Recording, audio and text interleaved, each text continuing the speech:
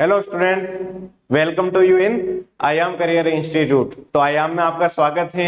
हम जितने भी ऑनलाइन चैप्टर्स पढ़ रहे हैं तो हम उनको क्या करेंगे, ऑनलाइन भी रिवीजन करेंगे ताकि आपका कम टाइम में ज्यादा से ज्यादा क्या हो जाए, रिकवर हो जाए। जो हम ये चैप्टर पढ़ रहे हैं कौन सा, एंडोक्राइन, ठीक है। इसमें कंप्लीट आपकी एनसीईआरटी कवर्ड है। नीट में जितने भी प्रीवियस ईयर क्वेश्चन आए हैं वो सारे कवर्ड हैं, और शॉर्ट से शॉर्ट जितना हम ला सकते हैं इसको हम क्या करेंगे, लाने का ट्राई करेंगे और किया है बिल्कुल, ठीक है, ताकि ज्यादा जल्दी से जल्दी आपका क्या हो जाए, रिवीजन हो जाए कम से कम टाइम में। तो चलिए शुरू करते हैं। फर्स्ट हम जो चैप्टर पढ़ रहे हैं इसके बारे में पढ़ रहे हैं कौन सा, एंडोक्राइन। कौन सा पढ़ रहे हैं, एंडोक्राइन सिस्टम। एंडोक्राइन सिस्टम का मतलब ये होता है कि जितने भी हमारी बॉडी में क्या है, हार्मोन्स वगैरह हैं, ओके, उसके बारे में हम पढ़ने वाले हैं। तो सबसे पहले आते हम इसके परिचय के बारे में, यानी सबसे पहले हम अगर ये देखें इसके बारे में कि हमें हार्मोन की जरूरत क्या है या हमारे मतलब कि दैनिक जीवन में किस रूप से उपयोगी हैं, ठीक है। अगर हम देखें तो जितनी भी भावनाएं, यानी अगर हम एक दिन में हमारा कितनी रूप से मतलब माइंड क्या होता रहता है, स्विंग होता रहता है, ठीक है। जैसे हम अगर किसी को मतलब कि क्या करते हैं, जनरली अगर हम देख रहे हैं, यानी अगर हम किसी बस में सफर कर रहे हैं, ठीक है, बस में सफर करते टाइम अगर हम देखते हैं कि एक छोटा सा बच्चा है, वो क्या कर रहा है, बार बार रोए जा रहा है, रोए जा रहा है, तो थोड़े टाइम बाद हम क्या हो जाएंगे, उससे इरिटेट हो जाएंगे और कहेंगे ठीक ऐसा लड़का है यार, ये चुप नहीं हो रहा है, ठीक है। या अब ये तो किसका है, किसी और का बच्चा है, ठीक है, अगर वो हमारे परिवार का हो या हमारी रिलेटिव का हो, वो जितना रोएगा उतना हम क्या करेंगे, उसको चुप कराने का ट्राई करेंगे, या उसको हम इतना ही प्यार से देखेंगे, ये देखो हमारा बच्चा कितनी मस्ती कर रहा है। तो ऐसा किस वजह से हो पा रहा है, स्विंग, जो माइंड का क्या हो रहा है, स्विंग हो रहा है, ये किसके कारण हो रहा है, हॉर्मोन्स के कारण हो रहा है, ठीक है। अब कई बार आप ये देखते हैं, ठीक है, कि अगर मतलब एक छोटा सा बच्चा दूर मतलब अगर रोता है, ठीक है, तो मदर के मेमोरी ग्लैंड से ऑटोमेटिक मिल्क का क्या होने लगता है, सीक्रेशन होने लगता है। ये किसके कारण है, कंप्लीटली हॉर्मोन्स के कारण, ऑक्सीटोसिन के कारण, ठीक है। हम जितना भी एक दिन में अगर हम देख रहे हैं काफी गुस्सा हो जाते हैं एक टाइम पर, तो हम ठीक है, यानी इतने हाइपर हो जाते हैं कि मतलब काफी ज्यादा मतलब ऐसे होंगे तोड़ देंगे फोड़ देंगे, ठीक है। तो ये भी किसके कारण है, हार्मोन के कारण है, ठीक है।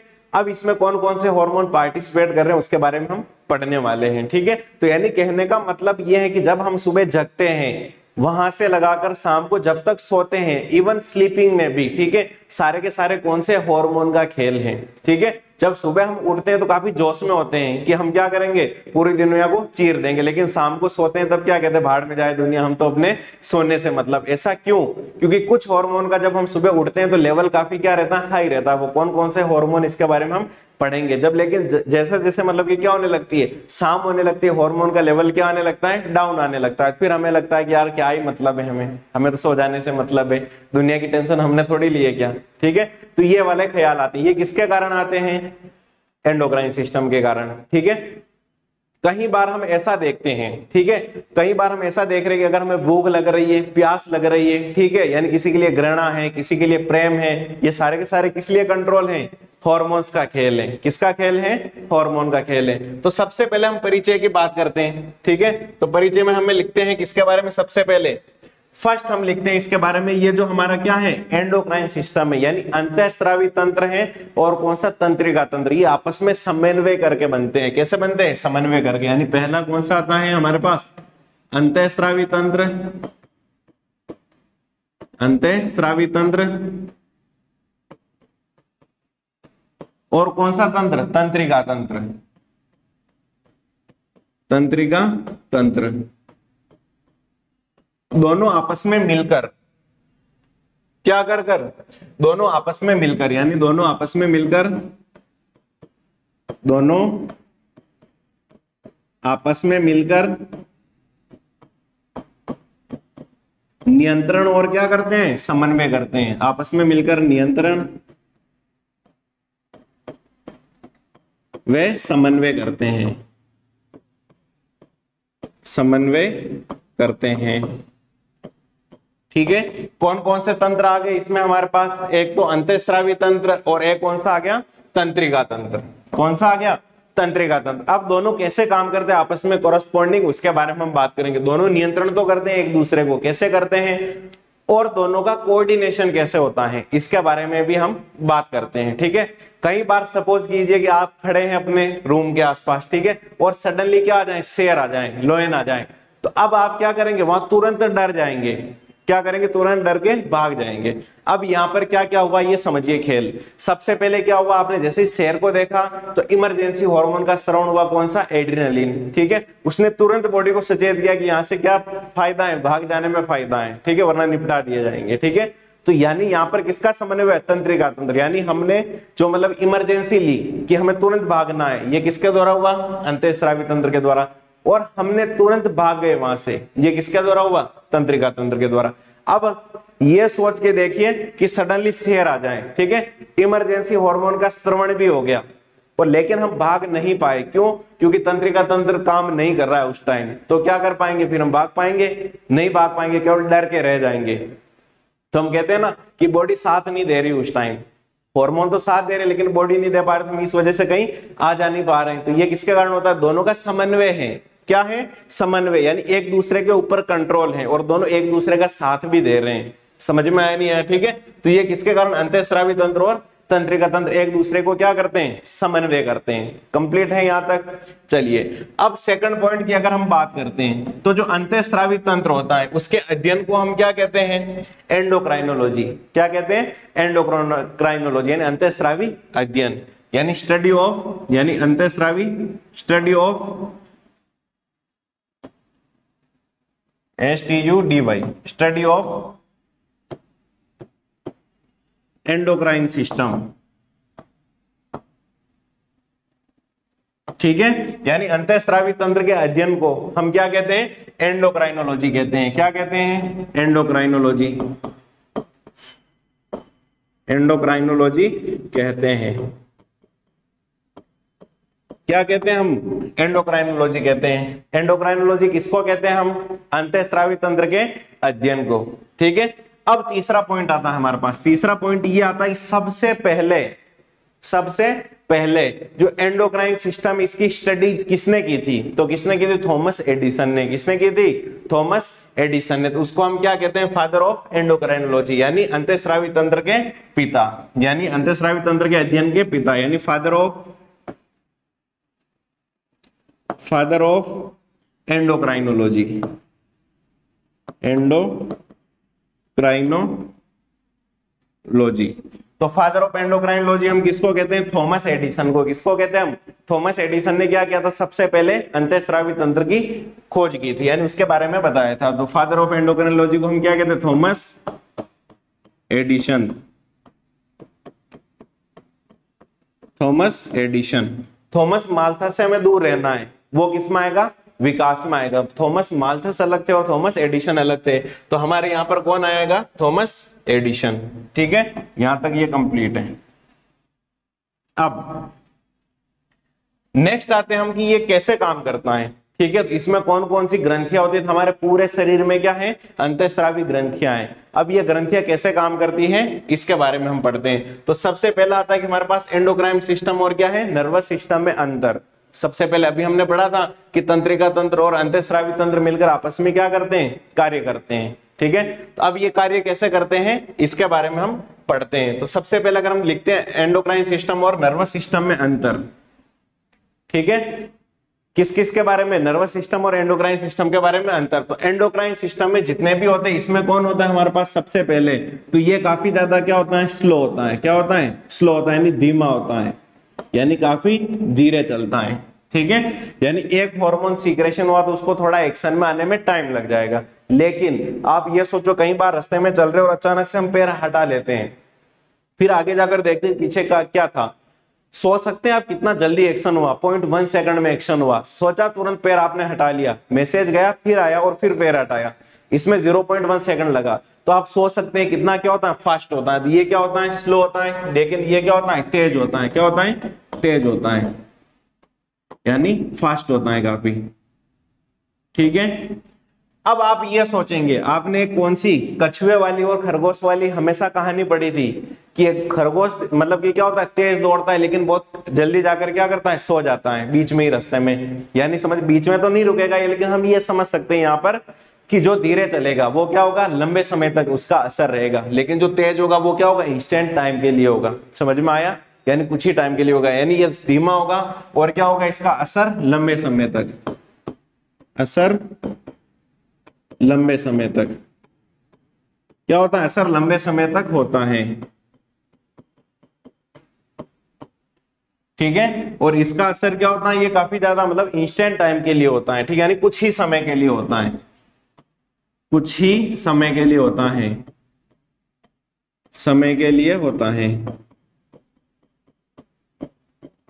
कई बार मैंने जैसे अभी शुरुआत में एग्जांपल लिया था, ठीक है, कि अगर हमारे सामने अगर शेर आ जाए, लोयन आ जाए, तो हम तुरंत डर जाएंगे और भाग जाएंगे।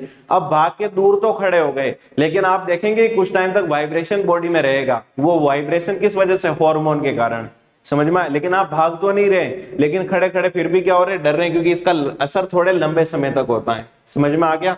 तो पहला ये क्या होता है, धीमा होता है, और फर्स्ट तेज कौन होता है, नर्वस सिस्टम। ये क्या होता है, असर लंबे समय तक होता है, और ये कुछ ही समय तक होता है। ठीक है, और इसका जो संचरण होता है वो किसके द्वारा होता है, किसके द्वारा होता है, रक्त के द्वारा, यानी संचरण, हार्मोन का संचरण, संचरण रक्त के द्वारा होता है। किसके द्वारा होता है, रक्त के द्वारा होता है। किसके द्वारा होता है, हार्मोन का संचरण रक्त के द्वारा होता है। लेकिन नर्वस सिस्टम में तो हमें पता है किसके द्वारा होता है, न्यूरॉन के द्वारा। किसके द्वारा होता है, न्यूरॉन के द्वारा, न्यूरॉन के द्वारा, न्यूरॉन के द्वारा संचरण, यानी जो न्यूरॉन होती है उसके द्वारा इसका क्या होगा, संचरण होगा। न्यूरॉन इस टाइप की होती है, ये इसके बारे में हम पूरा का पूरा क्या पढ़ेंगे, चैप्टर पढ़ने वाले हैं। ठीक है, ये इस टाइप की न्यूरॉन होती है। चलिए, यहां तक कोई दिक्कत है। अब हम पढ़ते हैं कि ये हार्मोन का संचरण रक्त के द्वारा होता है, और इसका किसके द्वारा होता है, न्यूरॉन के द्वारा होता है, यानी तंत्रिका के द्वारा मैसेज एक जगह से दूसरी जगह तक जाते हैं। ठीक है, ये किसका, इसमें जो संचरण होता है वो कौन सा होता है, रासायनिक द्वारा होता है। किसके द्वारा होता है, रासायनिक संचरण, रासायनिक संचरण। लेकिन ठीक है, इसमें तो जितना भी जा रहा है वो रसायनों द्वारा जा रहा है, लेकिन तंत्रिका में किसके द्वारा जाता है, करंट के द्वारा, यानी तुरंत वैद्युत आवेश के रूप में। किसके रूप में, वैद्युत आवेश के रूप में संचरण। किसके द्वारा, वैद्युत आवेश के रूप में संचरण, वैद्युत आवेश के रूप में संचरण होता है, संचरण होता है।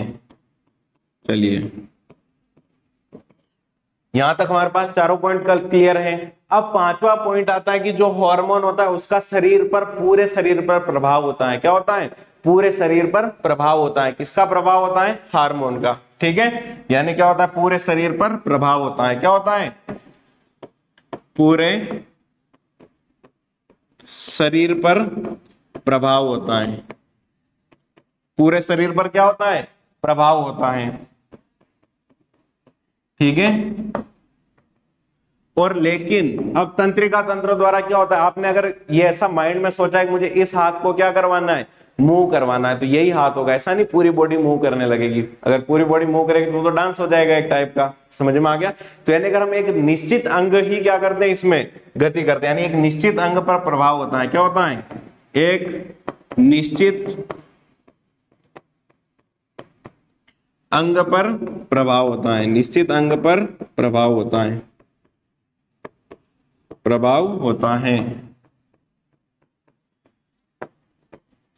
ठीक है, तो ये हमारे पास हो गया कौन सा, एंडोक्राइन सिस्टम, और कौन सा हो गया, नर्वस सिस्टम। इन दोनों में अंतर पढ़े थे हमने। अभी तक क्या क्या पढ़ लिया, अंतःस्रावी तंत्र और तंत्रिका तंत्र के बारे में पढ़ा। दोनों आपस में मिलकर क्या करते हैं, एक दूसरे को कंट्रोल करते हैं, समन्वय करते हैं, और क्या करते हैं, नियंत्रण करते हैं। उसके बाद हमने पढ़ा स्टडी ऑफ एंडोक्राइन सिस्टम को हम क्या कहते हैं, एंडोक्राइनोलॉजी बोलते हैं। ठीक है, और इसके अलावा फादर ऑफ एंडोक्राइनोलॉजी कौन थे हमारे पास, थॉमस एडिसन थे। ठीक है, अब हार्मोन के बारे में सबसे पहले किसने क्या बताएगा वो थोड़ा आगे है। ठीक है, तो चलिए, अब एंडोक्राइन सिस्टम और नर्वस सिस्टम दोनों कैसे काम करते हैं ये हमने पढ़ लिया है। दोनों में डिफरेंस की, ये स्लो होता है हमारे पास, ये तेज होगा, इसका असर लंबे समय तक रहता है, और इसका क्या होगा, कुछ ही समय के लिए होगा। ठीक है, हार्मोन का संचरण रक्त के द्वारा होता है। ठीक है, लेकिन इसमें न्यूरॉन का संचरण किसके द्वारा होता है, न्यूरॉन द्वारा होता है। ठीक है, इसमें होता है रासायनिक संचरण, यानी रसायनों के रूप में होता है, केमिकल्स के रूप में हार्मोन होते हैं, लेकिन इसमें किसके रूप में होता है, विद्युत आवेश के रूप में, बहुत जल्दी इलेक्ट्रिकल। ठीक है, पूरे शरीर पर प्रभाव होता है, किसका, एंडोक्राइन सिस्टम का। हार्मोन पूरे शरीर पर प्रभाव डालता है। ठीक है, लेकिन जो हमारे पास क्या होता है, नर्वस सिस्टम होता है, वो एक निश्चित अंग जो हमने ऑर्गन टारगेट किया है उसी पर प्रभाव डालेगा। चलिए, अब ये कंप्लीट होता है। उसके बाद आता है हमारे पास ग्रंथियों के प्रकार, यानी हमारे शरीर में कितनी प्रकार की ग्रंथियां होती है। तो हमारे शरीर में कितनी प्रकार की ग्रंथियां होती है? 3 प्रकार की। Very good. कितने प्रकार की ग्रंथियां होती है? 3 प्रकार की ग्रंथियां होती है। 3 प्रकार की ग्रंथियां होती है। 3 प्रकार की ग्रंथियां होती हैं। चलिए, 3 प्रकार की ग्रंथियां होती है। अब इसमें पहला आएगा हमारे पास फर्स्ट आएगा हमारे पास, कौन सी ग्रंथि होती है सबसे पहले? अंतःस्रावी ग्रंथि, बहिःस्रावी ग्रंथि, और कौन सी आएगी? मिश्रित ग्रंथि। कौन कौन सी आएगी सबसे पहले? अंतःस्रावी ग्रंथि, अंतःस्रावी ग्रंथि कौन सी आती है? अंतःस्रावी ग्रंथि आती है। ठीक है, अब अंतःस्रावी ग्रंथि क्या होती है हमारे पास? यानी जो इसमें क्या होती है, नलिकाएं क्या होती है? अनुपस्थित होती है। यानी इसको हम क्या बोलते हैं? एंडोक्राइन ग्लैंड बोलते हैं। क्या बोलते हैं? Endocrine gland. ठीक है, अब अंतःस्रावी ग्रंथियां क्या होती है? नलिका विहीन होती है। नलिका विहीन होती है, यानी इसमें नलिकाएं क्या होती है? अनुपस्थित होती है। ठीक है, और मतलब कि क्या होता है, हार्मोन का संचरण सीधा किसमें होता है? रक्त में होता है। किसमें होता है? रक्त में होता है। नलिका विहीन होती है और हार्मोन का सीधा स्रवण, हार्मोन का सीधा स्रवण रक्त में होता है, क्योंकि क्या होगी? नलियां तो होगी नहीं। ठीक है, अगर अब नली नहीं और एक जगह से दूसरी जगह कुछ भी पदार्थ भेजना है या अगर कोई मैसेज भेजना है तो वो किसके द्वारा भेजा जाएगा? इसके द्वारा, हार्मोन के द्वारा। समझ में आ गया? अब हार्मोन में किसके द्वारा? ब्लड के द्वारा जाएगा। किसके द्वारा जाएगा? ब्लड के द्वारा। यानी नलिका विहीन होती है और हार्मोन का स्रवण क्या होता है? हार्मोन का सीधा स्रवण रक्त के द्वारा होता है। रक्त के द्वारा होता है, यानी रक्त के द्वारा फिर क्या किया जाएगा? पूरे शरीर में भेज दिया जाएगा किसी भी मैसेज को। तो वो किसके द्वारा पहुंचेगा? रक्त के द्वारा, क्योंकि हर एक सेल तक कौन पहुंच रहा है? वैसे भी ब्लड तो जा रहा है, वो तभी तो O2 और CO2 को क्या कर पा रहा है? एक्सचेंज कर पा रहा है। ठीक है, अब दूसरा आता है हमारे पास कौन सा? बहिःस्रावी ग्रंथि। कौन सा आता है?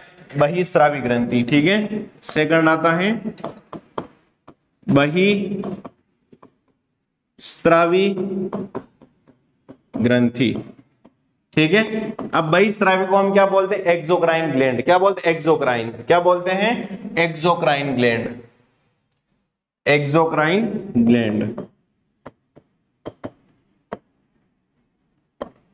इसको हम क्या कहते हैं? एक्सोक्राइन ग्लैंड कहते हैं। अब एक्सोक्राइन कैसे काम करती है हमारे पास? यानी जो सीधा बाहर स्रवण करती है, यानी इसमें नलिकाएं क्या होती है? उपस्थित होती है। यानी नलिका क्या होती है? उपस्थित होती है। नलिका उपस्थित होती है।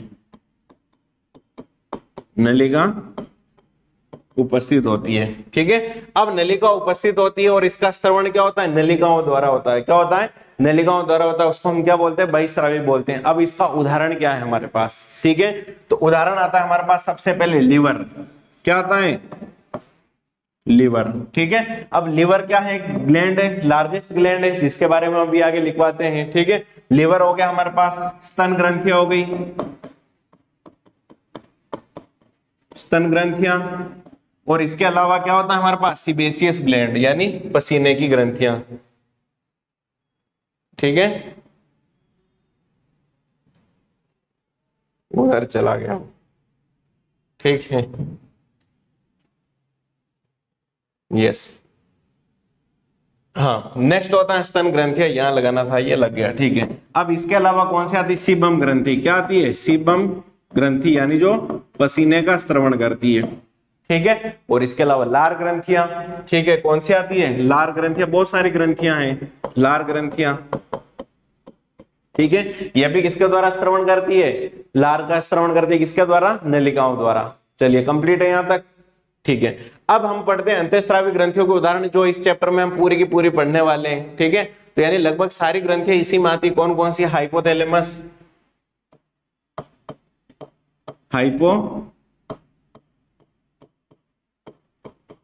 थैलेमस, क्या हुआ भाई।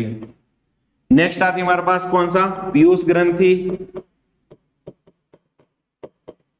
कौन से आती है, पीयूष ग्रंथि और बाकी सारी जितनी भी ग्रंथियां हैं, ठीक है। कौन सी, थायराइड ग्रंथि हो गया, पीनियल ग्लैंड हो गया, ठीक है। ये सारी की सारी किसमें आएगी हमारे पास, अंतःस्रावी में आएगी, ठीक है। इसके बारे में हम पढ़ने वाले हैं, ठीक है।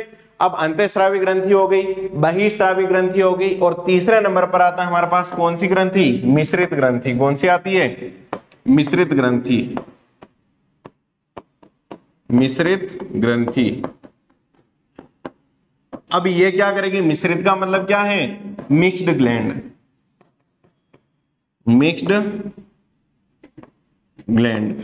अब मिक्स्ड ग्लैंड का मतलब यह है कि अंतःस्रावी और बहिस्रावी दोनों के रूप में क्या करती है, कार्य करती है। यानी अंत्य व बहिस्रावी, बहिस्रावी दोनों के रूप में कार्य करती है, दोनों के रूप में कार्य करती है। दोहरे मापदंड कह सकते हैं हम इसको, ठीक है। यानी ये क्या करती है, अंत्य व बहिस्रावी दोनों ग्रंथियों के रूप में कार्य करती है। और इसका उदाहरण क्या है हमारे पास, हमारा अग्नाशय। कौन है, किसका अग्नाशय, हमारा अग्नाशय। यानी अग्नाशय क्या होता है, मिश्रित ग्रंथि होती है, ठीक है, जिसको हम इंग्लिश में क्या कहते हैं, पेंक्रियास। पेंक्रियास, अरे याद आया, ठीक है। इसका पेंक्रियास को हमने पढ़ा है, यानी ये शुगर के लिए जिम्मेदार होता है, और बोस्ट टाइप के मतलब कि क्या होता है, पेंक्रियाटिक जूस का स्रवण करता है, ठीक है। यानी अग्नाशय रस का स्रवण करता है। ये दोनों के रूप में कार्य कर रहा है, ग्रंथि के रूप में और किसके रूप में, एंजाइम के रूप में। यानी अंतःस्रावी और बहिस्रावी दोनों के रूप में ये क्या करता है, कार्य करता है। तो हमारे पास अंतःस्रावी ग्रंथि हो गई, फिर कौन सी हो गई, बाह्यस्रावी हो गई, और उसके बाद होगी मिश्रित ग्रंथि, ठीक है। यानी अंतःस्रावी ग्रंथि हम किसको कहेंगे, वह ग्रंथियां जो क्या होती है, नलिका विहीन होती है, जो डक्टलेस होती है, ठीक है, उसको हम क्या कहते हैं, अंतःस्रावी ग्रंथि कहते हैं। फिर आता है बहिस्रावी ग्रंथि। बहिस्रावी ग्रंथि हम किसको कहते हैं, जिसमें नलिका क्या होती है, उपस्थित होती है, ठीक है, उसको हम क्या कहते हैं, बहिस्रावी कहते हैं। इसके उदाहरण कौन कौन से, लिवर, स्तन ग्रंथियां, सीबम ग्रंथि और लार ग्रंथि।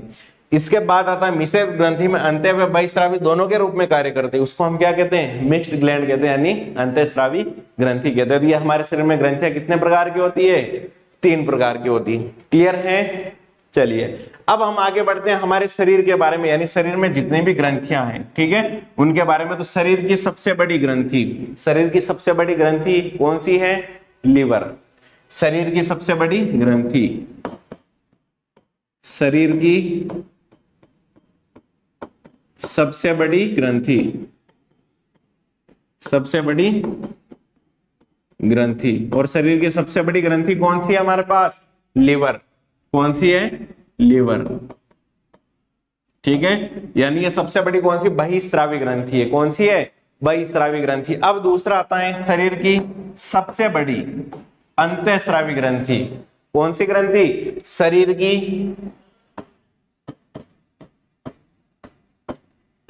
सबसे बड़ी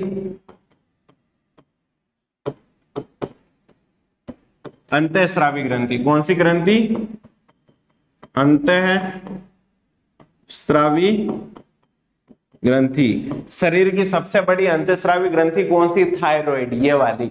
ये क्या है, शरीर की सबसे बड़ी अंतःस्रावी ग्रंथि है। कौन सी है, सबसे बड़ी अंतःस्रावी ग्रंथि है। और कौन सी है, थायराइड ग्लैंड, थायराइड ग्लैंड, जिसको हम क्या कहते हैं, थायराइड ग्रंथि कहते हैं। क्या कहते हैं, थायराइड ग्रंथि कहते हैं। कौन सी ग्रंथि कहते हैं, थायराइड ग्रंथि कहते हैं। समझ में आ गया। अब तीसरी आती है शरीर की सबसे छोटी ग्रंथि। कौन सी आती है, शरीर की सबसे छोटी ग्रंथि। तो शरीर की सबसे छोटी ग्रंथि, शरीर की सबसे छोटी ग्रंथि। अब शरीर की सबसे छोटी ग्रंथि कौन सी है हमारे पास, तो शरीर की सबसे छोटी ग्रंथि हमारी कौन सी, पीयूष ग्रंथि। कौन सी है, पीयूष ग्रंथि, जिसको हम क्या बोलते हैं, पिट्यूटरी ग्लैंड। क्या बोलते हैं, पिट्यूटरी ग्लैंड, पिट्यूटरी ग्लैंड, ठीक है। यानी पीयूष ग्रंथि, पीयूष ग्रंथि। ठीक है, पीयूष ग्रंथि हमारे शरीर की क्या होती है, सबसे छोटी होती है। इसका आपको जानकर हैरानी होगी, वजन केवल और केवल कितना होता है, 0.5 ग्राम की। अरे आधे ग्राम की होती है, आप ये सोचिए। इसके बाद भी ये क्या करती है, बहुत सारा काम करती है। ठीक है, केवल और केवल क्या है, आधे ग्राम की। ठीक है, अब हम कितने ग्राम के, हम कितने किलो के हैं, ठीक है, फिर भी हम कितना काम करते हैं। देखिए, इसको हम क्या कहते हैं, मास्टर ग्लैंड कहते हैं, क्योंकि ये इतना काम करती है और बहुत सारे हार्मोन का स्राव के साथ क्या करती है, नियंत्रण भी करती है। समझ में आ गया। तो ये क्या करती है, शरीर की सबसे छोटी ग्रंथि है, फिर भी क्या करे, बहुत ज्यादा काम कर रही है। कौन सी ग्रंथि, पीयूष ग्रंथि, जिसको हम क्या बोलते हैं, पिट्यूटरी ग्लैंड, और हिंदी में इसका एक और नाम है, और वो नाम है कौन सा, आउटू ग्रंथि। कौन सा है, थोड़ा अटपटा नाम है आउटू, लेकिन आपको याद रखना है कौन सा, पीयूष ग्रंथि या पिट्यूटरी ग्लैंड। हम हिंदी वालों के लिए एक ही तो फायदा है, क्योंकि इंग्लिश में भी आता है और नाम एक साइड में कौन सा आता है, कंप्लीट हिंदी आती है। इंग्लिश वालों के लिए एक ही ऑप्शन होता है बेचारों के पास कि केवल और केवल इंग्लिश, कि अगर कुछ भी समझ में नहीं आया वर्ड तो कुछ भी नहीं। हिंदी वालों के पास हिंदी नहीं आया तो हम इंग्लिश में नहीं आया तो हम हिंदी में। ठीक है, तो अब ये इसके बारे में हम, यानी शरीर की सबसे छोटी ग्रंथि कौन सी होती है, पिट्यूटरी ग्लैंड यानी पीयूष ग्रंथि होती है। ठीक है, अब एक दो चीज और बता देता हूं कि कुछ ऐसी ग्रंथियां होती है जो शरीर में उम्र के साथ निष्क्रिय हो जाती है। आपने कई बार मतलब एक डायलॉग सुना होगा कि दिमाग में धूल भरी है क्या। ठीक है, तो वो क्यों भरी है धूल, वो धूल भरने का रीजन ये है कि क्या होती है, उम्र के साथ हमारी जो कौन सी है, पीनियल ग्रंथि है, क्या है, पीनियल ग्रंथि, वो क्या हो जाती है, निष्क्रिय हो जाती है। ठीक है, और एक आते हैं हमारे पास थाइमस ग्रंथि, यानी उम्र के साथ क्या होती है, उम्र के साथ अपघटित होने वाली ग्रंथि,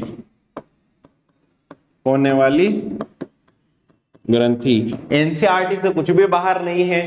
कई कबार क्या कर रहा है, पॉइंट तोड़ तोड़ के दे रखा है, उसको हम क्या कर रहे हैं, जोड़ जोड़ के लिख रहे हैं। ठीक है, तोड़ तोड़ को हम क्या लिख रहे हैं, जोड़ जोड़ के लिख रहे हैं। ठीक है, तो अब आता है हमारे पास उम्र के साथ अपघटित होने वाली ग्रंथि।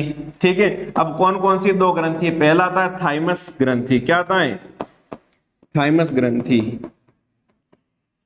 मोस्ट इंपोर्टेंट ये ध्यान रखना, इसकी कई बार लोकेशन पूछ ली जाती है नीट में, अभी हम इसके बारे में लिखेंगे, इसकी लोकेशन क्या है, यानी कहाँ उपस्थित होता है। ठीक है, और दूसरा आता है हमारे पास कौन सा, थाइमस ग्रंथि। ठीक है, थाइमस ग्रंथि के बाद कौन सा आता है, पीनियल ग्रंथि। कौन सा आता है, पीनियल। हिंदी और इंग्लिश में दोनों कॉमन नेम है। ठीक है, इसके क्या बोलते हैं, इसको थाइमस ग्रंथि या पीनियल ग्रंथि कहते हैं। ठीक है, अब बहुत सारे इसी बारे में फैक्ट आपको पता होगा, यानी शरीर के सबसे बड़ा अंग कौन सा है, त्वचा। शरीर की सबसे बड़ी हड्डी कौन सी है, फीमर, जो थाई बोन होती है। ठीक है, मजबूत होती है। कई बार लेकिन आपने देखा होगा वेट लिफ्टिंग करने वाले, यानी जो पैरों से वेट उठाते हैं, तो कई बार ध्यान रखना क्या होती है, फीमर बीच में से टूट के बाहर आ जाती है, वो ओवरवेट के कारण होता है। ठीक है, और कई हमारे शरीर की सबसे जो मतलब की छोटी बोन होती है वो कौन सी होती है, स्टेपिस, मेलियस इनकस और स्टेपिस मिस, MIS, मेलियस इनकस और स्टेपिस। लेकिन स्टेपिस सबसे क्या है, छोटी ग्रंथि, मतलब छोटी ग्रंथि कहाँ आ गए भाई साहब हम। ठीक है, यानी सबसे छोटी क्या होती है, बोन होती है स्टेपिस।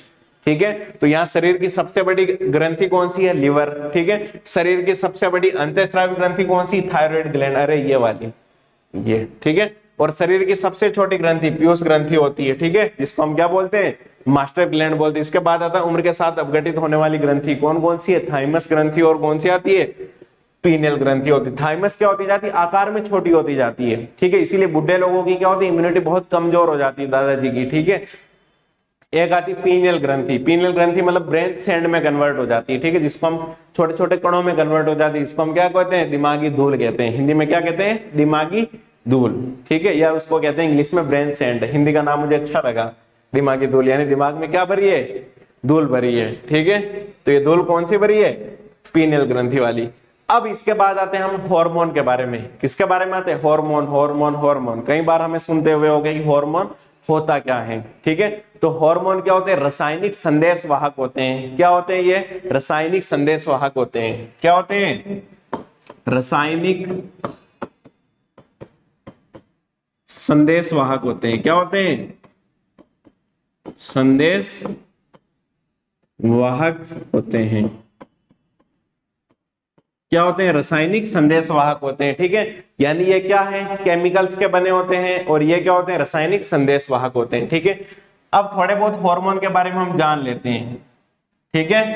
चलिए, तो अब हार्मोन के बारे में आपने एक शेर सुना होगा, मोहब्बत मोहब्बत बड़ा जानते हो, तो तुम ये बताओ उसकी आंखों के बारे में क्या जानते हो। ये फलसफा, जियोग्राफी, साइंस वगैरह पढ़ना भी क्या है, जरूरी है, लेकिन ये बताओ तुम उसके घर का पता जानते हो। ठीक है, तो उसी के ऊपर आता है कि हार्मोन हार्मोन हम कब से खेल रहे हैं, लेकिन हमें यह तो पता होना चाहिए कि हार्मोन है क्या। ठीक है, उसके घर का पता जरूरी नहीं हमें पता हो, ठीक है, लेकिन हमें हार्मोन के बारे में तो पता होना क्या है, जरूरी है। ठीक है, अब आता हमारे पास रासायनिक संदेशवाहक होते हैं, और सेकंड क्या आता है, हार्मोन के बारे में। ठीक है, तो सबसे पहले हार्मोन नाम है, ये हार्मोन नाम किसने दिया था, हार्मोन नाम दिया था स्टारलिंग ने। किसने दिया था, स्टारलिंग ने दिया था। किसने दिया था, स्टारलिंग ने दिया था।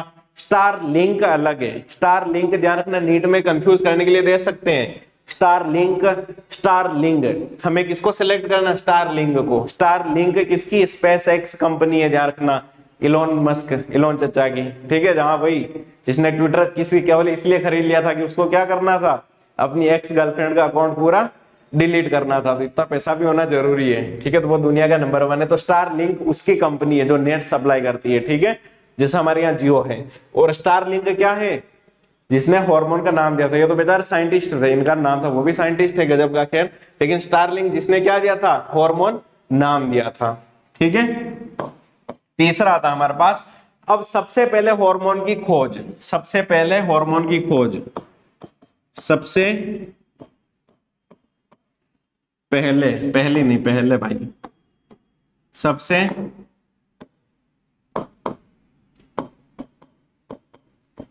हार्मोन की खोज।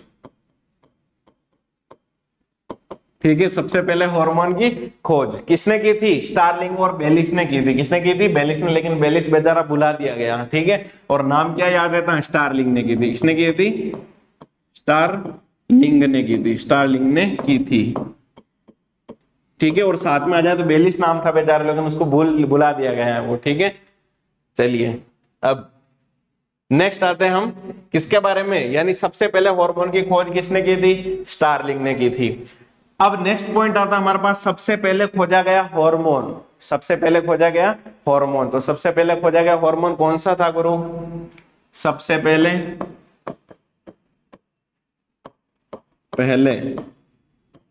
खोजा गया हार्मोन।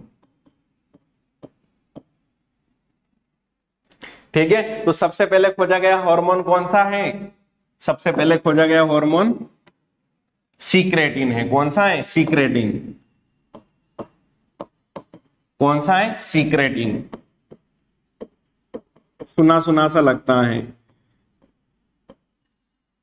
लगता है, तो ये कहां सुना था हमने, इंटेस्टाइन की, कहां से, ड्यूडनम से, जिसको हम क्या बोलते हैं, गृहिणी, यानी किसकी, छोटी आंत की,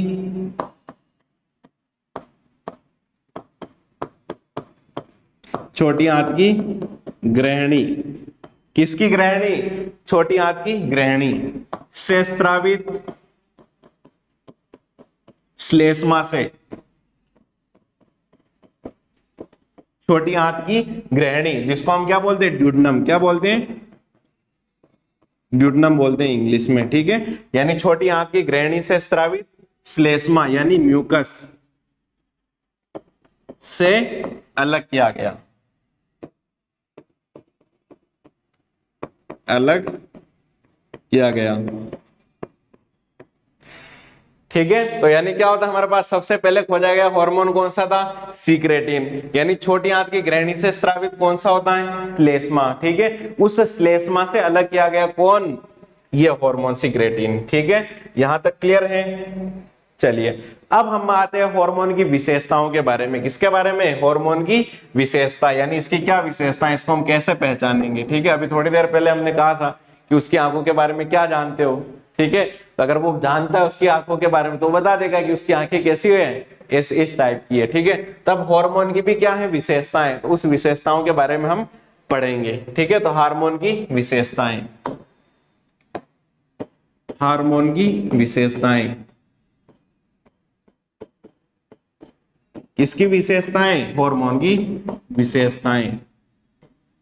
ये विशेषताएं करके टॉपिक नहीं दे रखा है, लेकिन अलग अलग कहीं कहीं लाइनें दे रखी, उन लाइनों को तोड़ तोड़ के दिया और हमने क्या किया है, जोड़ जोड़ के लिया है, तो उसको हम जोड़ जोड़ के लिखेंगे। ठीक है, तो ये क्या होते हैं, रासायनिक, मतलब ये क्या होता है, जैव रसायन होते हैं। क्या होते हैं, जैव रसायन होते हैं। पहला पॉइंट क्या है, ये जैव रसायन होते हैं। क्या होते हैं, अरे भाई रसायन। ठीक है, जैव रसायन है या जैव रसायन पदार्थ हैं, जैव रासायनिक पदार्थ हैं। अब जैव रासायनिक का मतलब क्या है, ठीक है, जैव का मतलब होता है जीव, यानी हमारे अंदर है। ठीक है, और रसायन यानी केमिकल के रूप में, तो जीवों के अंदर जो होते हैं उसको हम क्या कहते हैं, जैव रासायनिक पदार्थ हैं। और जैव रासायनिक पदार्थ कौन है, हार्मोन है। समझ में आ गया, ठीक है। अब दूसरा हम हार्मोन के बारे में बात करते हैं, मोस्ट इंपोर्टेंट, ये नीट में कई बार क्वेश्चन पूछा गया है कि ये अप्रतिजैनिक होते हैं। क्या होते हैं, अप्रतिजैनिक होते हैं, यानी नॉन एंटीजेनिक, अप्रतिजैनिक होते हैं। मोस्ट इंपोर्टेंट ध्यान रखना, ये लाइन दी जाती है सीधी की सीधी स्टेटमेंट में कि निम्न में से क्या है, अप्रतिजैनिक कौन है। समझ में आ गया, ठीक है। अब नेक्स्ट हम बात करते हैं तीसरे के बारे में कि ये शरीर में क्या नहीं होते, कभी भी स्टोरेज नहीं होते हैं। समझ में आ गया, यानी शरीर में संग्रह नहीं होते हैं, शरीर में संग्रह नहीं होते हैं, नहीं होते हैं। ठीक है, यानी शरीर में क्या होते हैं, संग्रह नहीं होते, लेकिन अपवाद तो हर जगह है, केमिस्ट्री में भी है, तो यहां क्यों नहीं होंगे। तो इसका अपवाद आता है हमारे पास, कौन सा, थायरोक्सिन। कौन सा आता है, थायरोक्सिन। थायरोक्सिन क्या है, अपवाद। ठीक है, ये क्या होता है, स्टोरेज होता है, स्टोरेज होता है। ठीक है, अब उसके बाद आता है कि सबसे पहले, यानी ये क्या होते हैं, छोटे छोटे अणु के रूप में होते हैं। किसके रूप में होते हैं, अणु के रूप में, डाल्टन के रूप में। हमने लिखा था कि जिनका अणुभार क्या होता है, बहुत कम होता है, यानी इनका अणुभार किनका, इनका, और इनका किनका, हार्मोन, इनका अणुभार बहुत कम होता है, बहुत कम होता है। ठीक है, और अणुभार कम होता है, लेकिन किसी का तो ज्यादा होगा अपवाद स्वरूप। तो किसका ज्यादा होता है, अपवाद। कौन आता है हमारे पास, एडीएच। कौन आता है, एडीएच। डीएच का ज्यादा होता है। क्या ज्यादा होता है, अणुभार होता है, एमडब्ल्यू का मतलब कि क्या होता है, मोलिकुलर वेट। किसका ज्यादा होता है, एडीएच का। ठीक है, अब कुछ हार्मोन क्या होते हैं, काफी स्लो काम करते हैं और कुछ काफी फास्ट काम करते हैं। समझ में आया नहीं है, तो यानी कुछ काम क्या करते हैं, कुछ हार्मोन बहुत स्लो कार्य करते हैं, यानी कुछ हार्मोन बहुत स्लो कार्य करते हैं। क्या करते हैं,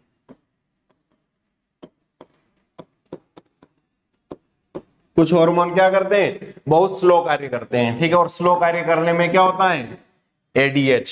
क्या होता है, एडीएच। अरे एडीएच कहां से आएगा भाई, ग्रोथ हार्मोन, कुछ भी, यानी कौन आता है, ग्रोथ हार्मोन। गाने भी बज रहे हैं पास में। ग्रोथ हार्मोन को हम क्या कहते हैं, वृद्धि हार्मोन। क्या कहते हैं, वृद्धि हार्मोन। ठीक है, यानी कुछ हार्मोन क्या करते हैं, बहुत स्लो काम करते हैं, हमारी ग्रोथ धीरे धीरे होती है। ठीक है, जब बचपन में हम छोटे थे तो हम ये सोचते थे कि हम कब बड़े होंगे। ठीक है, और बड़े हो गए तो ये सोचते हैं कि क्या थे, छोटे थे तब ठीक थे। तो यानी ये हमारी ग्रोथ क्या हुई, बहुत स्लो करके हुई। तो यानी कुछ हार्मोन बहुत स्लो कार्य करते हैं, लेकिन कुछ फास्ट भी तो करेंगे। तो फास्ट में कौन आता है, कुछ हार्मोन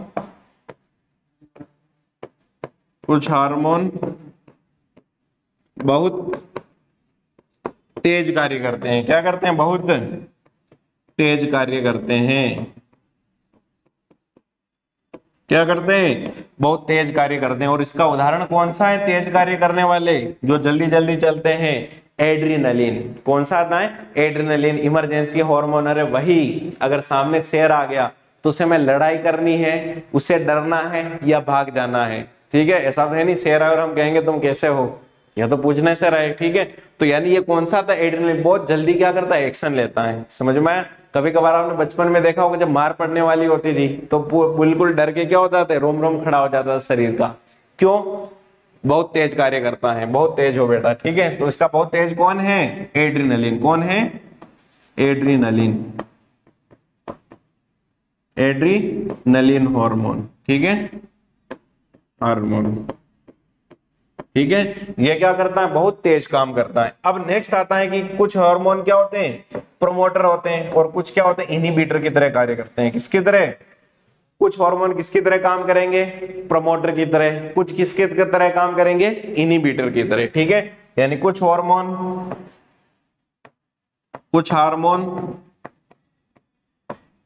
प्रमोटर की तरह काम करेंगे। किसकी तरह? प्रमोटर की तरह कार्य करते हैं। कुछ हार्मोन प्रमोटर की तरह कार्य करते हैं,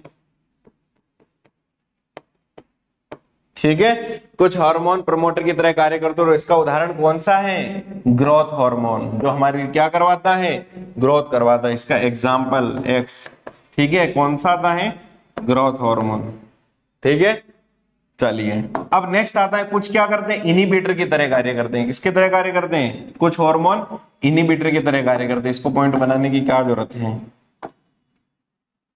कुछ हार्मोन किसकी तरह कार्य करते हैं? कुछ हार्मोन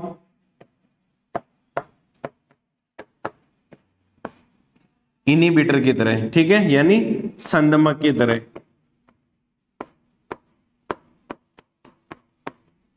मक की तरह कार्य करते हैं, ठीक है। यानी हमारी लाइफ में अगर सब कुछ ठीक नहीं चल रहा होता है तो हम कुछ ना कुछ ऐसे लोगों की राय लेते हैं जो या तो हमें पूरी तरीके से क्या कर देते हैं? बर्बाद कर देते हैं, या पूरी तरीके से क्या कर देते हैं? संभाल लेते हैं। समझ में आया नहीं है? कई बार नहीं होता हम पूरी पूरी बातें उनको बताए, देखो देखो हमारे साथ ऐसा चल रहा है, आज ये हुआ है, आज वो हुआ है, आज रिप्लाई नहीं हुआ है, आज अभी तक मैसेज सीन नहीं हुआ है, आज ऑन ट्रैकर पे क्या नहीं हुआ है? रिप्लाई नहीं हुआ। तो कुछ तो क्या करेंगे? उसको प्रमोट करेंगे, ठीक है। प्रमोट करने का मतलब क्या है? अरे भाई ऐसा कैसे कर सकती है, ठीक है, ऐसा कैसे कर सकता है, ठीक है। इसको तुरंत क्या किया जाए? ब्लॉक किया जाए, ठीक है। और कुछ होते हैं इनहिबिटर, यानी उसको रोकने का कार्य करते हैं। अरे भाई ठीक है, टाइम मिलेगा तब क्या होगा? रिप्लाई आएगा, ठीक है, क्योंकि और भी तो है कुछ, उनको भी तो रिप्लाई करना क्या है? जरूरी है, ठीक है। तो कुछ हार्मोन क्या होते हैं? संदमक की तरह कार्य करते हैं। और इसका एग्जाम्पल आता है हमारे पास कौन सा? सोमेटोस्टेटिन। कौन सा आता है? सोमेटोस्टेटिन। सोमेटोस्टेटिन जो ग्रोथ को क्या कर देता है? रोक देता है, ठीक है। चलिए, वेरी गुड, वेरी गुड, बहुत सही। कुछ हार्मोन प्रमोटर की तरह कार्य करते हैं, उसका एग्जांपल कौन सा है? Growth hormone. कुछ हार्मोन संदमक की तरह कार्य करते हैं, उसका उदाहरण कौन सा है हमारे पास? सोमेटोस्टेटिन, ठीक है। अब आता है कि हार्मोन ने अपना काम कर लिया। हार्मोन ने क्या कर लिया? अपना काम कर लिया, ठीक है। कई बार आपने भी आईपीएल में देखा होगा कि महेंद्र सिंह धोनी आ रहा था, 2 छक्के लगा के जा रहा था, कमेंटर नहीं कहते आ चुके और अपना काम करके क्या कर रहे हैं? जा चुके हैं ये, ठीक है। तो कुछ हार्मोन आते तो हैं बेचारे और अपना काम भी कर लिया उन्होंने, अब जाएंगे, ठीक है। तो अब जाएंगे तो कहां जाएंगे? समझ में आया नहीं? तो कहां जाएंगे? तो अब कहां जाएंगे इसके बारे में हम पढ़ने वाले हैं, ठीक है। तो ये किसके द्वारा? किडनी और लिवर के द्वारा अपघटित कर दिए जाते हैं। किसके द्वारा? यानी कार्य पूर्ण होने पर, कार्य पूर्ण होने पर, कार्य पूर्ण होने पर हार्मोन अपघटित कर दिए जाते हैं। किसके द्वारा? किडनी और लिवर के द्वारा। हार्मोन किडनी व लिवर के द्वारा अपघटित कर दिए जाते हैं। किडनी व लिवर, कार्य पूर्ण होने पर किडनी व लिवर द्वारा अपघटित कर दिए जाते हैं, कर दिए जाते हैं, कर दिए जाते हैं, ठीक है। और किसके द्वारा? मूत्र के रूप में, मूत्र के द्वारा, मूत्र के द्वारा शरीर से क्या कर दिए जाते हैं? बाहर कर दिए जाते हैं। मूत्र के द्वारा शरीर से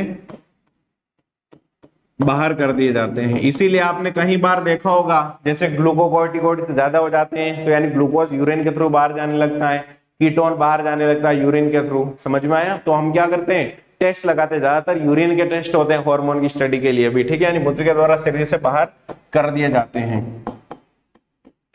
कर दिए जाते हैं। अब इससे बाहर करने का मतलब यह है, क्या है, यह है कि अगर आप ये सोचो अगर शरीर से बाहर नहीं किए गए तो अरे शरीर को उल्टा नुकसान पहुंचाएंगे, ठीक है, अगर उल्टा नुकसान पहुंचाएंगे इससे अच्छा किडनी और लिवर उसको क्या कर देते हैं, अपघटित करके यूरिन के थ्रू बाहर कर देते हैं, ठीक है। अब हम यूरिन टेस्ट लगाते हैं, अगर किसी हार्मोन का लेवल क्या आ रहा है, ज्यादा आ रहा है, इसका मतलब ये शरीर में भी ज्यादा है, तभी तो किसके थ्रू बाहर आ रहा है, यूरिन में, ठीक है। एक आपने और सुना होगा प्रेगा न्यूज करके, ठीक है, यानी प्रेगनेंसी हो जाती है उसके बाद टेस्ट किया जाता है कि प्रेग्नेंट है या नहीं है, ठीक है। आजकल काफी रील्स वगैरह घूमने लगे इसके बाद में वो सरप्राइज देते हैं, ठीक है। हाँ, उसमें क्या होता है हमारे शरीर में, मतलब हमारे शरीर में नहीं, लड़कियों के शरीर में, ठीक है, यानी जो प्रेग्नेंट होती है उसमें क्या होता है, एचसीजी की मात्रा बढ़ जाती है, HCG human chorionic gonadotropin hormone की मात्रा क्या हो जाती है, बढ़ जाती है। तो अब वो किसके द्वारा, यूरिन के थ्रू बाहर आने लगता है, यूरिन में आने लगता है हार्मोन, और वो केवल और केवल प्रेगनेंसी में ही आता है। अगर उस टेस्ट में क्या करते हैं, 2 बूंदे डाली जाती है, और अगर क्या हुआ, अगर फीमेल प्रेग्नेंट हुई तो क्या होगा, वो 2 लाइन आ जाएगी, इसका मतलब एचसीजी की मात्रा है अंदर, इसका मतलब प्रेग्नेंट है। तो ये इस टाइप से मूत्र के क्या किया जाता है, पता लगाया जाता है, ठीक है। यानी ये हार्मोन की विशेषताएं हो गई, ये जैव रासायनिक पदार्थ हैं, ये अप्रतिजैनिक होते हैं, मोस्ट इंपोर्टेंट नीट में क्वेश्चन आता है, शरीर में संग्रह नहीं होते हैं, थायरोक्सिन इसका अपवाद है। और यहां से क्वेश्चन आता है, ध्यान रखना कि थायरोक्सिन शरीर में क्या होता है, स्टोरेज होता है, ठीक है। इनके अणुभार बहुत कम होता है हार्मोन का, ठीक है, लेकिन किसका ज्यादा होता है, एडीएच का ज्यादा होता है। कुछ हार्मोन बहुत स्लो कार्य करते हैं, लेकिन जैसे ग्रोथ हार्मोन, कुछ हार्मोन बहुत तेज कार्य करते हैं, जैसा आता है एड्रेनलिन हार्मोन, कुछ हार्मोन प्रमोटर की तरह कार्य करते हैं जैसे ग्रोथ हार्मोन, ठीक है, कुछ हार्मोन संदमित की तरह कार्य करते हैं, यानी रोक देते रिएक्शन को, जिसका आता है सोमेटोस्टेटिन। इसके बाद हमने पढ़ा कि कार्य पूर्ण होने पर हार्मोन किडनी और लिवर के द्वारा क्या कर दिए जाते हैं, अपघटित कर दिए जाते हैं, और मूत्र के द्वारा शरीर से बाहर कर दिए जाते हैं। इसके अलावा हम आते हैं किसके बारे में, अगर कहीं बार हम देखते हैं तो हार्मोन मतलब कि सीधे किसमें स्रावित किए जाते हैं, रक्त में स्रावित किए जाते हैं। किसमें किया जाता है, हार्मोन का स्रावण सीधा रक्त में किया जाता है। हार्मोन का स्रावण, हार्मोन का स्रावण सीधे रक्त में होता है, सीधे किसमें होता है, रक्त में होता है। यानी सारे के सारे हार्मोन सीधे किसमें किए जाते हैं, रक्त में स्रावित किए जाते हैं। लेकिन अपवाद, और अपवाद कौन सा है, गैस्ट्रिन हार्मोन। कौन सा आता है, गैस्ट्रिन हार्मोन। कौन सा आता है, ग्रेनी गैस्ट्रिन हार्मोन, ठीक है, गैस्ट्रिन हार्मोन। ये सीधा किसमें नहीं स्रावित किया जाता है, रक्त में। ये सीधा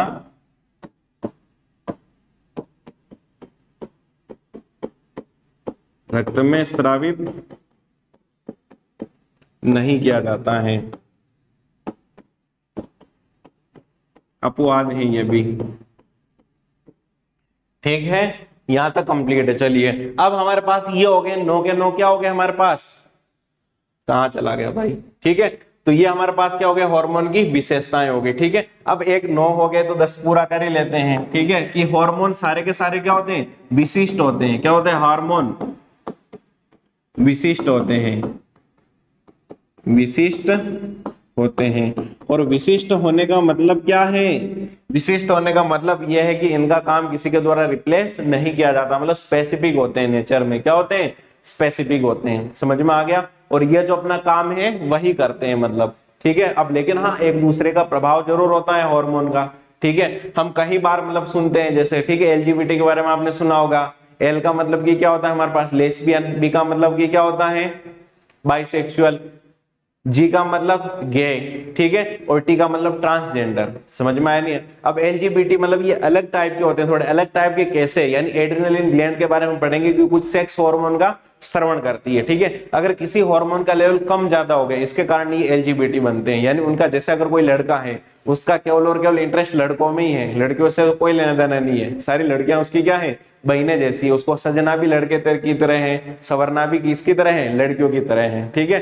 तो अगर आप देखेंगे कुछ ही टाइम में क्या करते हैं, वो लड़कों की तरफ अट्रैक्ट होते हैं, ठीक है। यानी लड़के यानी आदमी को चाहता है, ठीक है। तो वो क्या होते हैं, जैसे गे होते हैं। ठीक है, यानी ये हो गया किसके बारे में, नर के बारे में। ये किसके कारण, हार्मोन के कारण है। कई बार हम देखते हैं कुछ स्त्रियां, यानी अगर आप देखेंगे अब ट्रेंड चल रहा है ऐसे कुछ, यानी कई बार आप रील्स देखते हैं, ठीक है, उनको हम ऐसा नहीं कह सकते हैं कि वो गलत कर रहे हैं, क्योंकि ये उनकी क्या है, अपनी क्या है, स्वतंत्रता है, ठीक है, और संविधान इसका अधिकार देता है उनको, तो हम कुछ नहीं कह सकते, कमेंट नहीं कर सकते, वरना क्या हो जाता है, केस दर्ज हो जाता है, ठीक है, ये हमारा क्या है, स्वतंत्रता का अधिकार छीनना चाह रहे हैं।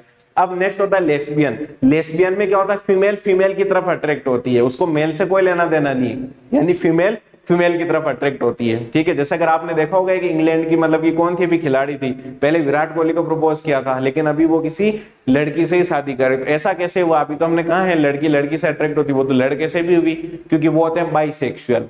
क्या होते हैं, बाइसेक्सुअल होते हैं। बाइसेक्सुअल क्या होते हैं, जो लड़के और लड़कियां दोनों तरफ अट्रैक्ट होते हैं। और ट्रांसजेंडर जिसमें रिप्रोडक्टिव ऑर्गन डेवलप नहीं होते हैं, तो इसके बारे में हम आगे हम पढ़ने वाले हैं, ठीक है।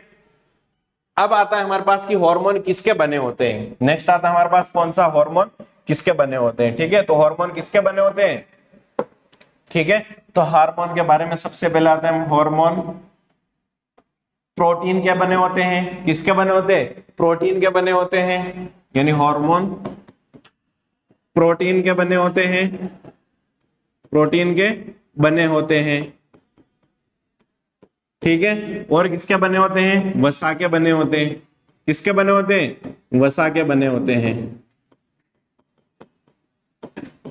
ठीक है। और कुछ हार्मोन क्या होते हैं, स्टेरॉइड और नॉन स्टेरॉइड प्रकृति के होते हैं। किसके होते हैं, कुछ हार्मोन स्टेरॉइड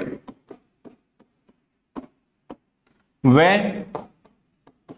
नॉन स्टेरॉइड या नॉन स्टेरॉइड प्रकृति के होते हैं, प्रकृति के होते हैं,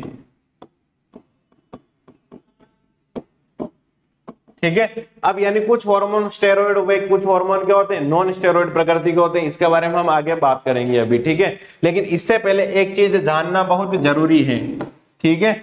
एक चीज हमेशा याद रखिए आप, ठीक है। हमेशा क्या याद रखना आपको कि कुछ हमारे जैसे अगर मैंने पार्सल मंगवाया है कुछ भी, तो डिलीवरी बॉय अगर पार्सल ला रहा है तो वो हमारे सीधा लेके नहीं आएगा घर में, बाहर आएगा, फिर बाहर से किसी को कॉल करेगा, या तो कोई भी जाएगा और पार्सल लेके आएगा। यानी समझना वापस से, अगर ये हमारा क्या था, घर था जैसे, ठीक है, क्या था, हमारा घर था जैसे, कैसे, जैसे, अब जैसे ये हमारा घर था, ठीक है, और ये भी हमारा घर था, हम दो घर में रहते हैं, ठीक है। और ये हमारा क्या है, घर का हमारा रूम है, जिसको हम क्या कह सकते हैं, केंद्र कह सकते हैं, लेकिन बाद में कहेंगे, अभी क्यों कहें, ठीक है। अब समझना, अगर कई बार मतलब आप सोचना कि ये डिलीवरी बॉय आया, जैसे ये कौन आया, एक्स डिलीवरी बॉय आया, इसने यहाँ पर डिलीवरी दी और ये पार्सल लेके चला गया, ये पार्सल लेके क्या हुआ, चला गया। लेकिन अब वही नाम का, यानी कोई यार, चाहे मेरी बड़ी सिस्टर हो, चाहे छोटी सिस्टर हो, चाहे मैं हो या कोई भी, जो पार्सल को क्या करेगा, अंदर लाएगा। समझ में आया नहीं आया, जो पार्सल को क्या करेगा, अंदर लाएगा। यानी गार्ड का काम कितना है या डिलीवरी बॉय का काम कितना है, केवल और केवल पार्सल देके चले जाना, अब अंदर कोई और लाएगा, ऐसा तो है नहीं, घर में आएगा, ठीक है। अब समझना, अगर कोई मेहमान आए जैसे, ठीक है, अब मेहमान हमें ऐसे थोड़ी आएंगे कि बाहर से आएंगे चले जाएंगे, उनको थोड़ा बहुत हमें पूछना भी तो है कि बेटा पढ़ाई कैसी चल रही है, उनका बेटे ने तो ये कर लिया है, हमारे पड़ोसी ने तो ये कर लिया है, ठीक है, तुम क्या कर रहे हो अभी तक, ठीक है। तो कई बार होता है, अब रिश्तेदार अगर बाहर से चले गए तो ये सारी चीजें तो पूछ नहीं पाएंगे, तो वो क्या करेंगे, सीधे के सीधा कहाँ एंट्री लेंगे, हमारे घर के अंदर। समझ में आया नहीं है, कहाँ एंट्री लेंगे, हमारे घर के अंदर सीधी की सीधी एंट्री लेंगे, और फिर अंदर रहेंगे, फिर हमसे घुल मिल जाएंगे। समझ में आया नहीं है, तो ये घुल मिल जाएंगे, तो घुल मिल जाना क्या है, इसके बारे में अभी हम बात करते हैं, ठीक है। अब इससे पहले हम कुछ और चीज समझ लेते हैं अभी, ठीक है, कि हमारी कोशिका झिल्ली होती है, क्या होती है, कोशिका झिल्ली, कोशिका झिल्ली, कोशिका झिल्ली, ठीक है, किसकी बनी होती है, फैटी एसिड यानी वसीय अम्ल व ग्लिसरॉल की बनी होती है, वसीय अम्ल व ग्लिसरॉल की बनी होती है। किसकी बनी होती है, वसीय अम्ल व ग्लिसरॉल की बनी होती है, जिसको हम क्या कहते हैं, फैटी एसिड और ग्लिसरॉल कहते हैं, फैटी एसिड व ग्लिसरॉल। हाँ ठीक है, ग्लिसरॉल लिखा था है। किसकी बनी होती है, फैटी एसिड की बनी होती है। कौन बनी होती है, अरे कौन बनी होती? कोशिका झिल्ली। समझ में आया नहीं है? अब समझना यहाँ पर, ठीक है। अब जैसे हम यहाँ पर ले लेते हैं कौन सा, प्रोटीन के हार्मोन, प्रोटीन से बने हार्मोन। अरे भाई चल तो सही। अच्छा स्लाइड बंद हो गई, एंड हो गई है, ठीक है कोई दिक्कत नहीं फिर भी, ठीक है। अब यहाँ पर हम ये समझते हैं कि कुछ हार्मोन क्या होते हैं, प्रोटीन के बने होते हैं, ठीक है। अब प्रोटीन क्या है? जल रागी है। प्रोटीन क्या है? जल रागी। प्रोटीन के बने होते हैं, और ये क्या होता है? जल रागी होता है। क्या हो गया भाई इसको? ठीक है, एंड ऑफ स्लाइड, ठीक है कोई दिक्कत नहीं, ठीक है। अब यहाँ पर आता हमारे पास एक्स और वाई। जैसे यहाँ पर आएगा हमारे पास प्रोटीन हार्मोन। अरे भाई चल जा, क्यों नाराज हो रहा है? ठीक है, यानी ये क्या है? Protein hormone. क्या है? प्रोटीन व्युत्पन्न हार्मोन, जिसको हम क्या कहते हैं? जल रागी। क्या कहते हैं? जल रागी। यानी ये जल रागी का मतलब जल में घुलनशील है। अगर यह जलन में घुलनशील है तो क्या इसको वसा में ये घुलनशील हो पाएंगे? नहीं हो पाएंगे। आप सोचेंगे कि पानी और तेल कभी मिक्स नहीं होते, दोनों अलग अलग रहते हैं। क्यों? क्योंकि जल क्या है? वसा से बिल्कुल अलग रहता है, तो ये इसके अंदर नहीं जा पाएगा, तो केवल बाहर से संदेश देके चला जाएगा। तो कुछ हार्मोन ऐसे होते हैं, कुछ हार्मोन ऐसे होते हैं जो कोशिका के बाहर से क्या करते हैं? मैसेज तो लाते हैं, लेकिन यहाँ पर क्या करते हैं? ग्राही तक देके चले जाते हैं। यहाँ कौन होता है? ग्राही तक। अरे समझ में आया कि नहीं आया? ठीक है, यानी कुछ क्या होंगे? ग्राही तक मैसेज देके चले जाते हैं, वही गार्ड वाला, याद रखना आपको, ठीक है। यानी ये क्या है? जल रागी। इसके बारे में भी और पढ़ेंगे। कुछ ऐसे होते हैं रिश्तेदार जो सीधे अंदर आते हैं, यानी ये किसके बने होते हैं? वसा व्युत्पन्न हार्मोन। वसा व्युत्पन्न हार्मोन। कौन से व्युत्पन्न हार्मोन? वसा व्युत्पन्न हार्मोन। अब वसा व्युत्पन्न हार्मोन क्या होते हैं? सीधे के सीधे एंट्री ले सकते हैं। क्यों? क्योंकि ये वसा वसा में घुलनशील होता है। सीधी बात, नो बकवास, ठीक है। अगर आप दो ऑयल को एक साथ मिक्स कर सकते हैं, ठीक है, क्योंकि वसा वसा में घुलनशील होता है, ठीक है। तो यहां तो कोई दिक्कत है। अब कुछ हार्मोन क्या करेंगे? डायरेक्ट एंट्री ले लेंगे, और कुछ डायरेक्ट एंट्री नहीं ले पाएंगे। यानी ये एंट्री नहीं ले पाएंगे तो ये ग्राही को मैसेज देके चले जाएंगे, ठीक है। और ये कुछ क्या करेंगे? डायरेक्ट एंट्री ले लेंगे। तो यानी वसा में घुलनशील होता है। कितने प्रकार के होते हैं, कौन सा ध्रुवीय और अध्रुवीय होता है, वो हम पढ़ेंगे सेकंड लेक्चर में, ठीक है। ताकि यहां तक इतना है, इसको आप 2x करके देख सकते हो। समझ में आ गया? तो वो वाली शायरी बीच में छूट गई थी, वो मैं सुना देता हूँ। हार्मोन के बारे में हमने पढ़ा था कि आप हार्मोन के बारे में क्या जानते हो, वही वाले, ठीक है। तो सबसे पहले बताएं, ठीक है, शायरी बता देता हूं। मोहब्बत मोहब्बत बड़ा जानते हो, ये बताओ तुम उसकी आंखों के बारे में क्या जानते हो। मोहब्बत मोहब्बत बड़ा जानते हो, ये बताओ तुम उसकी आंखों के बारे में क्या जानते हो। ये जियोग्राफी, साइंस, रियाजी वगैरह वगैरह पढ़ना भी जरूरी है, लेकिन ये बताओ तुम उसके घर का पता जानते हो। ठीक है, okay, bye, have a nice day and take care. Thank you so much.